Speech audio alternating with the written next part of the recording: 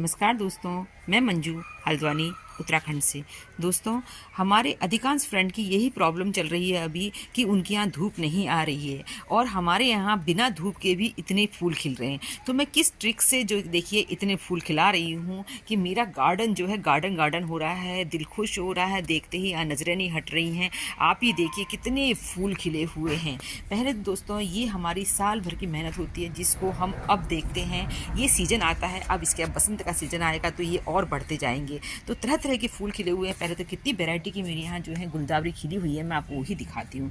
और ये दूसरी बात दोस्तों, ये कोई खरीदी हुई गुलदावरी नहीं है, नर्सरी से लाई हुई गुलदावरी नहीं है। ये सब मैंने खुद तैयार की हुई है। यानी खुद से तैयार करना यानी कितनी मेहनत होती है सोचिए। साल भर का इंतज़ार करने के बाद ये देखने को मिलता है। तो आप भी पहले तो मेरे इन सब फ्लावर्स को एंजॉय करिए, मेरी वैरायटी देखिए, मेरा कलेक्शन देखिए। ये येलो तो इतना सुंदर लगता है कि अलग ही एक गार्डन में रंग भरता है। इसके बाद देखिए ये काफ़ी पेटल्स में, थोड़ा फूल छोटा होता है पर कितना सुंदर लगता है। ये देखिए मेहरून में हल्का सा येलोइस है, देखिए कितना सुंदर है ये। और ये देखिए ये कुछ अलग ही है कलर, देखिए ये कितना प्यारा लग रहा है। इसके अलावा ये देखिए ये कितना सुंदर लग रहा है। इसमें और भी अलग टाइप का कलर है, काफ़ी घना घना फ्लावर है इसका भी। मेरे गार्डन में देखिए मधुमक्खियाँ किस तरह से अपने काम में बिजी हैं, देखिए कितने सुंदर लग रहे हैं ये फूल। तो ये देखिए, और ये प्लांट मेरे रखे कहाँ हैं? ये हमारे गार्डन के उस एरिया में रखे हैं जहाँ की धूप का नामो निशान नहीं है। क्योंकि मैं अपने अधिकांश फ्रेंड को बताती हूँ कि हमारा घर जो है नॉर्थ फेसिंग है। नॉर्थ फेसिंग बालकनी हो, नॉर्थ फेसिंग घर हो, किसी में भी विंटर में आपको सनलाइट नहीं मिलेगी। और ये लोग जो होते हैं बहुत परेशान रहते हैं कि उनके यहाँ सनलाइट नहीं आती है। तो हम लोग जो है इस चीज़ को नेगेटिव न लेके पॉजिटिव वे में भी ले सकते हैं। हमारे यहाँ सनलाइट नहीं आती है, हमारे यहाँ रोशनी तो अच्छी रहती है, तो हमारे यहाँ फूल खिलेंगे, लेट खिलेंगे। लोगों के खिल के ख़त्म भी हो गए होंगे, कई लोग काटने भी लगे होंगे इनको। तो हमारे यहाँ थोड़ा लेट खिलेंगे पर उस फूल की लाइफ बहुत ज़्यादा होगी। तो मैं जो है इसी बारे में आज आपको बताती हूँ कि आप जो है इस तरीके से अपने गार्डन में जो है फ्री में ढेरों प्लांट तैयार करके अपने गार्डन को बहुत सुंदर बना सकते हैं। और इन गुलदावरी को आपने खरीदने की ज़रूरत नहीं पड़ती, एक बार ले आते हैं तो सालों साल चल जाते हैं। ये गुलदावरी कटिंग जो है दोस्तों जुलाई लास्ट से हम शुरू कर देते हैं। फिर आता है अगस्त का महीना, जबकि बारिशें शुरू होती हैं तो उस समय हमारी बहुत सारी कटिंग जो होती हैं मर जाती हैं। तो इसलिए जो है इनको ऐसी जगह पर रखना चाहिए जहाँ पर इन पर बारिश का पानी कम से कम पड़े। क्योंकि जब थोड़ा बहुत बारिश का पानी तो बहुत अच्छा होता है, उसके बाद जब बारिश का पानी लगातार पड़ता है तो कई बार ये कटिंग गल जाती हैं। तो उससे हम लोगों को निराशा होती है, तो फिर जो है हमें दोबारा कटिंग लगानी पड़ती है। तो ये जो गुलदावरी जो है जुलाई से लेकर अभी भी कटिंग लगेंगी। अभी भी हमने कहीं देख लिया कि दूसरा कलर है, ये कलेक्शन हमारे पास नहीं है, तो हम अपने कलेक्शन को अभी भी बढ़ाएंगे।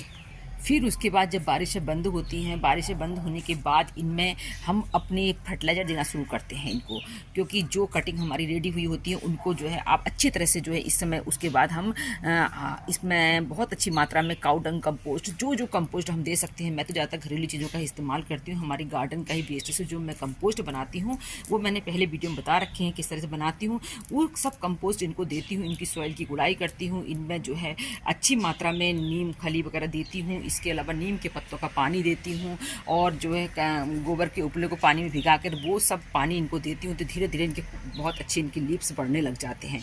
और इन पर जो है इंसेक्ट का अटैक भी पड़ता है उस समय। फिर अक्टूबर नवंबर में आते आते अक्टूबर लास्ट तो इनमें जो है ब्लैक एफिड्स लग जाते हैं। देखिए ये ब्लैक एफिड्स देखिए, उस समय इन प्लांट्स को हम अपने धूप वाले एरिया में रखती हूँ मैं, जहाँ पर अच्छी सी सनलाइट आई होती है। क्योंकि ये ग्रोथ का सीज़न होता है और जब ग्रोथ का सीज़न होता है खूब, उसमें जो है एफिड्स का अटैक भी बहुत होता है। तो उन सब के लिए मैं बराबर इनमें नीम ऑयल का स्प्रे करती हूँ।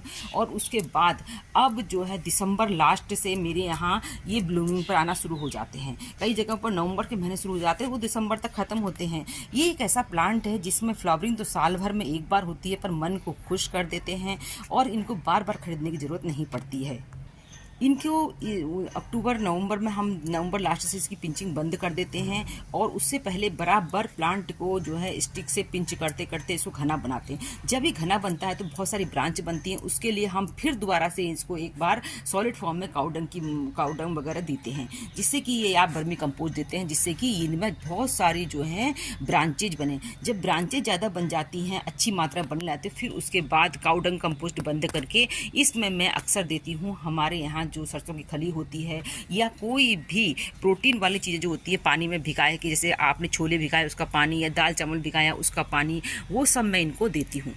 फिर कई बार गलती क्या करते हैं कि हम फिर भी पिंचिंग करते रहते हैं, तो वो ध्यान देना पड़ता है, इसको छू के देखना पड़ता है, तो इनमें कुछ एहसास होता है हमको कि कोई चीज़ इनके अंदर छोटी छोटी गांठ जैसी बनने लगे, यानी कलियां बनने लग जाती है, तो पिंचिंग जो होती है हम बंद कर देते हैं। फिर हम यही खादें हम जो है कई बार हम इसमें केले के छिलके खाद दे देते हैं, कई बार हम इसमें सरसों की खली और केले के छिलके और नीम खली को जो है पानी में भिगोकर वो देते हैं। इसके साथ साथ इन प्लांटर की गुड़ाई वगैरह करना बहुत ज़रूरी होता है। और अभी भी ये प्लांट जो होते हैं मेरे धूप में ही रखे रहते हैं उस समय तक, क्योंकि गार्डन में कुछ एरिया तो ऐसा जरूर होता है जहाँ पर धूप आती है, तो मैं इन प्लांट को वहीं पर उस समय प्लेस करती हूँ और उनको वहाँ पर जो है घुमा घुमा के, क्योंकि कई बार क्या होता है कि प्लांट एक ही तरफ बढ़ता है, तो इसलिए कभी इस तरफ घुमा दिया, कभी ऐसे घुमा दिया, इस तरीके से घुमा घुमा के मैं इन प्लांट्स को अपनी जो प्लांटर घुमाती रहती हूँ, तो प्लांट्स को चारों तरफ से धूप लगती है, प्लांट जो होते हैं बढ़ते हैं अच्छी तरीके से। मिड दिसंबर से कुछ मेरे यहाँ फूल खिलने लग गए थे, और ऐसे तो दिसंबर शुरू से ही खिलने लग जाते हैं, पर मिड दिसंबर में अच्छी सी ब्लूमिंग आती है।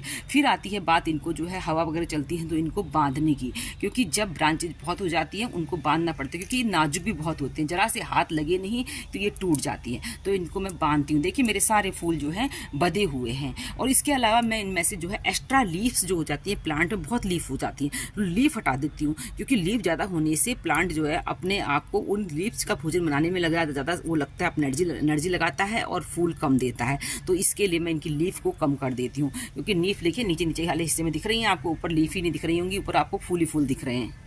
इसी बीच में इनमें नीम ऑयल वगैरह का स्प्रे तो बराबर करती रहती हूँ, पर नीम ऑयल का स्प्रे जब कलियाँ बन जाती हैं, फूल हल्के हल्के खिल जाते हैं, तो अब इनमें नीम ऑयल का स्प्रे नहीं किया जाता है। अब दोस्तों जब इनकी फ्लावरिंग को एंजॉय करने का समय होता है, तो मैं इनको अपने स्टैंड में ले आती हूँ, फ्रंट के स्टैंड जो होता है उसमें ले आती हूँ, वहाँ पर मैं इनको लगाती हूँ, तो इनकी खूबसूरती और भी बढ़ जाती है। तो इस तरीके से पूरा 1 महीने तक, 1 से सवा महीने तक ये फूल मेरे यहाँ पर खिले रहेंगे। इसके बाद आप चाहते हैं कि आपको कभी दोबारा से नहीं खरीदने पड़े, तो फिर क्या करें कि मैं क्या करती हूँ, जैसे मेरा ये वाला कंटेनर है, ये देखिए ये ग्रो बैग है, तो इसमें मैं इसके फूलों को काट के इसी में डाल दीजिएगा। कई बार वो कलर चेंज करते हैं, फिर दूसरा मैं इस पर लिख दूंगी येलो कलर है ये, तो मुझे याद रहेगा कि नेक्स्ट ईयर मेरे को कोई और प्लांट बनाने होंगे तो येलो कलर के इसमें लगे हैं। ऐसे ही इस वाले जो ग्रो बैग में ही मैं इस चीज़ को लिख दूंगी। जितना बड़ा ग्रो बैग होगा उतने ज़्यादा उसमें कटिंग होंगी, उतनी ज़्यादा उसमें प्लांट्स रेडी होंगे।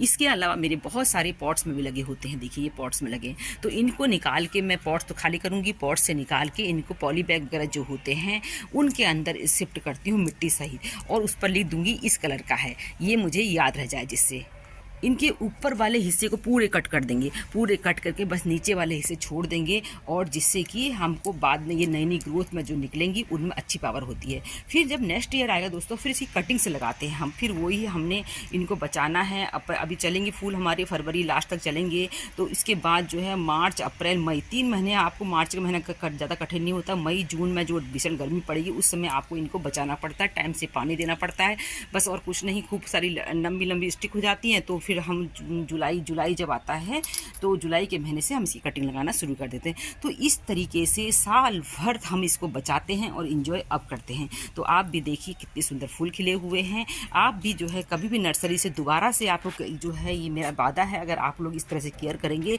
तो कभी दोबारा से आपको ये खरीदने नहीं पड़ेंगे। इसके प्लांट एक बार ले आए, हमेशा चलते हैं ये प्लांट। मैंने कोई भी प्लांट नर्सरी से ख़रीदा हुआ नहीं है। जो लोग नर्सरी से लेकर भी आए थे प्लांट, मैं देख रही थी उनके 2-4 स्टिक्स होती हैं, उनके अंदर वो खिल के ख़त्म भी हो चुके होते हैं। वो प्लांट जो होते हैं कलियाँ बनी होती हैं, कुछ समय खिल जाते हैं, उनमें मज़ा नहीं आता। जो आपके घर में खिलता है, आप जो तैयार करके बना के उस प्लांट की कटिंग से जब आप नया प्लांट बनाते हैं, क्योंकि इनके जो मदर प्लांट होते हैं दोस्तों, उनमें इतनी ज़्यादा बड़े फूल नहीं खिलते जितने कि आप इनकी कटिंग से बनाते हैं। कटिंग से बना के इसके प्लांट बहुत अच्छे फ्लावरिंग करते हैं, कभी दोबारा नहीं खरीदने पड़ते। तो इस तरीके से आप पूरी साल इनको बचा के चलिए, और आपको कभी जो इस समय आपको कहीं नया कलर मिल मिल रहा है वो लाइए। और कभी भी मेरा वादा है कि दोबारा से आपको ये प्लांट नर्सरी से नहीं लाने पड़ेंगे। उम्मीद करती हूँ आज की जानकारी आपको पसंद आई होगी। फिर मिलते हैं कि इन सुंदर सुंदर फूलों के साथ आज का वीडियो यहीं समाप्त करते हैं। फिर मिलेंगे दूसरे वीडियो में, तब तक के लिए नमस्कार।